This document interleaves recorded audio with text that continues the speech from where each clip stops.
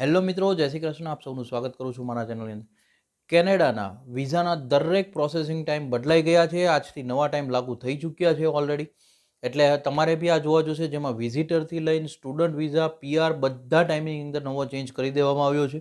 જે આજે તમે બી વિડીયો લાસ્ટ સુધી જોશો તો બધા જ વિઝાના પ્રોસેસિંગ ટાઈમ હું તમને કહેવા જઈશ, કે જ્યાં આગળ તમને બી પ્રોપર સમજાઈ જશે. એમાં સ્ટુડન્ટ વિઝાવાળાની જો વાત કરું તો મે ઇન્ટેક યા સપ્ટેમ્બર ઇન્ટેકનો વિચારતા હોય એ લોકો તો બહુ જ વહેલા એપ્લાય કરી દેવું પડશે. કારણ કે ટાઈમ વધીને 15 વીકનો ઓફિશિયલ ટાઈમ કરી દેવામાં આવ્યો છે, ને એ બી પાછો વર્કિંગ ડેઝનો ટાઈમ કરવામાં. એટલે ઓલમોસ્ટ તમે જુઓ તો ઘણો બધો લોંગ ટાઈમ તમને લાગી જઈ શકે એમ છે.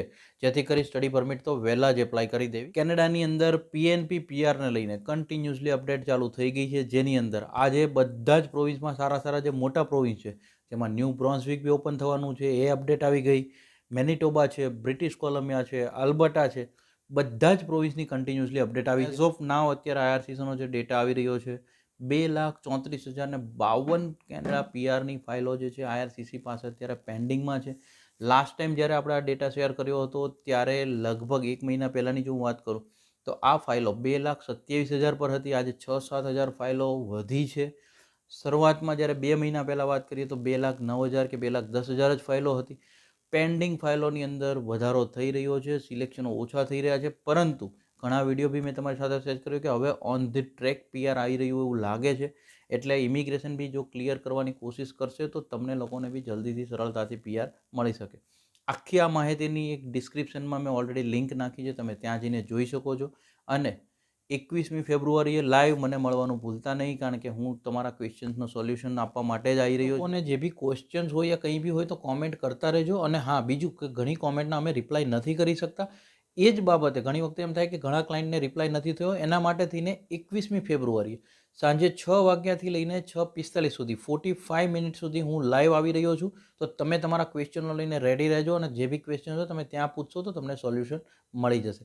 ડેટ નોટ કરી લો, 21મી ફેબ્રુઆરી સાંજે 6 PM થી લઈને 6:45 PM સુધી હું લાઈવ તમારી સાથે આવીશ, કનેક્ટ કરીશ. કેનેડાની અંદર ઘણા પ્રોવિન્સોએ એમની પીઆરની જે ફાઇલો હતી એ ઓલરેડી સ્ટોપ કરી દીધી હતી. એમાંથી જ તે એક પ્રોવિન્સે ફરી એક વખત રીઓપનિંગ કરી છે, અને ફરી એક વખત એમના પ્રોવિન્સની જે કેપિંગ મળી છે એ મુજબ પીઆરના પ્રોગ્રામો રન થવા જઈ રહ્યા છે. પ્રોવિન્સનું હું તમને જો નામ કહું તો ન્યૂ બ્રોન્ઝવિક પ્રોવિન્સ છે. ન્યૂ બ્રોન્ઝવિક પ્રોવિન્સ જે છે ફરી એક વખત ઓપન થવા જઈ રહ્યું છે, જ્યાં આગળ ફાઇનલી એમને જે કેપિંગ મળી છે 2750ની કેપિંગ એમને મળી છે. ઇમિગ્રન્ટ 2750 ઇમિગ્રન્ટ તરીકે એ પીઆર લોકોને આપી શકશે અથવા નોમિનેશન ઇસ્યુ કરી શકશે. જેન કોલ્ડેમોર્સ જે એક્ટિંગ મિનિસ્ટર છે ન્યૂ બ્રોન્ઝવિક પ્રોવિન્સના, એમણે આઈઆરસીસીને તો બી એક વખત રિક્વેસ્ટ કરી છે કે આ જે કેપિંગ 2750નું કેપિંગ મળ્યું છે એ હજી ઓછું છે. અમને જો વધારે કેપિંગ મળે તો અમને વધારે મેન પાવર મળે અને અમારે પ્રોવિન્સની ઇકોનોમીને અમને ડેવલપ કરવામાં સારો સપોર્ટ મળે. એ તો મેનિટોબા પ્રોવિઝનલ નોમિની પ્રોગ્રામની અંડરમાં 2 ડ્રો મેનિટોબાએ રિલીઝ કર્યા છે, જેની અંદર હું તમને જો વાત કરું તો 2 સ્ટ્રીમની અંડરમાં મેનિટોબાએ સિલેક્શનો મોકલ્યા છે. ઇન્ટરનેશનલ એજ્યુકેશન સ્ટ્રીમ અને સ્કિલ વર્કર ઓવરસીઝ સ્ટ્રીમની અંડરમાં સિલેક્શનો થયા છે. જ્યાં આગળ સ્કિલ વર્કર ઓવરસીઝ સ્ટ્રીમ છે એમાં બહુ સ્કોર ડાઉન આવ્યો છે, એ ખાસ જોવા જેવો છે. એ પહેલાં ઇન્ટરનેશનલ એજ્યુકેશન સ્ટ્રીમની અંડરમાં 59 આઈટી ઇસ્યુ કરવામાં આવ્યા છે. જે લોકો બી એલિજિબિલિટી ક્રાઇટેરિયાની અંદર આવતા હતા એ લોકોને, જેમાં કદાચ મેનિટોબાની અંદર લોંગ ટાઈમથી હતા 3 યર્સ 4 યર્સ, એ લોકોને પ્રાયોરિટી આપવામાં આવી છે. ત્યારબાદ સ્કિલ વર્કર ઓવરસીઝ કેટેગરીની જો વાત કરીએ તો 17 આઈટી ઇસ્યુ કરવામાં આવ્યા છે, પરંતુ સ્કોર કટ ઓફ સ્કોર જુઓ જે 612નો, એટલે કે બહુ જ ડાઉન આવ્યો કહેવાય છે. લાસ્ટ આપણે જોયો તો એ લગભગ 800 ઉપરના સ્કોરની વાતો ચાલી રહી હતી. સ્ટ્રેટેજિક રિક્રુટમેન્ટ ઇનિશિયેટિવ આના દ્વારા જે છે એ સ્ટ્રીમની અંડરમાં સિલેક્શનો મોકલવામાં આવ્યા છે. મેનિટોબાએ 76 આઈટી ઇસ્યુ કર્યા છે, જેની અંદર વેલિડ એક્સપેન્સિવ પ્રોફાઇલ હતી એવા બેનિફિટ જો મળ્યા હોય તો 18 લોકો. અલ્બર્ટાએ ડિક્લેર કર્યું એ મુજબ 2025નો પહેલો ડ્રો રિલીઝ કરશે. એ પહેલાં એમણે એમનું જે ક્લિયરન્સ આવે એટલે પાથવેઝ અને કેપિંગ જે છે કે કોને કેટલા કેપિંગ થ્રુ લેવાના છે એનું એક લિસ્ટ આપી દીધું છે, આખું ટેબલ જાહેર કર્યું છે.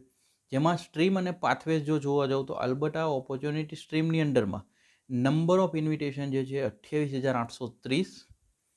ડેડિકેટેડ હેલ્થકેર પ્રોગ્રામ્સની જો વાત કરીએ તો 1026 આઈટીએ. રૂરલ રિન્યુઅલ સ્ટ્રીમની અંદરમાં 3,029 લોકો. ટુરિઝમ અને હોસ્પિટાલિટી સ્ટ્રીમની અંડરમાં 4,244 લોકો સિલેક્ટ થશે. ત્યારબાદ Alberta express entry સ્ટ્રીમની અંડરમાં Alberta province જે છે એ એક્સિલેટેડ ટેક પાથવે પ્રોગ્રામની અંડરમાં 2403 નંબર સિલેક્ટ કરી શકે છે. 2206 ફેમિલી કન્ઝેક્શનની અંદર સિલેક્શન આપવામાં આવશે. લો એન્ફોર્સમેન્ટ પાથવે જે છે એમાં 70ની કેપિંગ આપવામાં આવી છે અને પ્રાયોરિટી સેક્ટર્સના ડ્રો જે છે આમાં 2802 એટલે કે 2802 આઈટીએની જે છે નંબર્સ આપવામાં આવ્યા છે. ટોટલની જો વાત કરીએ તો 44,610 કેન્ડિડેટ પ્રોફાઇલ જે છે એ અત્યારે અલ્બર્ટાના પ્રોવિન્સની પેનલ લિસ્ટની અંદર દેખાઈ રહી છે. કોલંબિયા પર આગળ જઈએ કે બ્રિટિશ કોલંબિયાની અપડેટ જોઈ લઈએ. જો બ્રિટિશ કોલંબિયાની વાત કરીએ તો અંડર BCPNP અંડરમાં બ્રિટિશ કોલંબિયાએ બી સિલેક્શનો ચાલુ કર્યા છે, પરંતુ સ્કિલ વર્કર્સના નથી. આ સિલેક્શનો છે એ બિઝનેસ ક્લાસવાળાના સિલેક્શનો છે. 5થી ઓછા આઈટીએચ છે બંને ડ્રોમાં.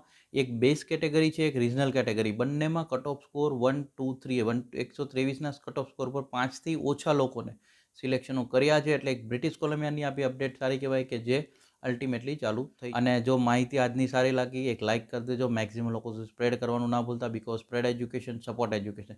આખી વિડીયોની જે ડિટેલ છે એની લિંક ઓલરેડી ડિસ્ક્રિપ્શનમાં છે, તમે ત્યાં જઈને જોઈ શકો છો. Thank you so much. જય હિન્દ, જય ભારત.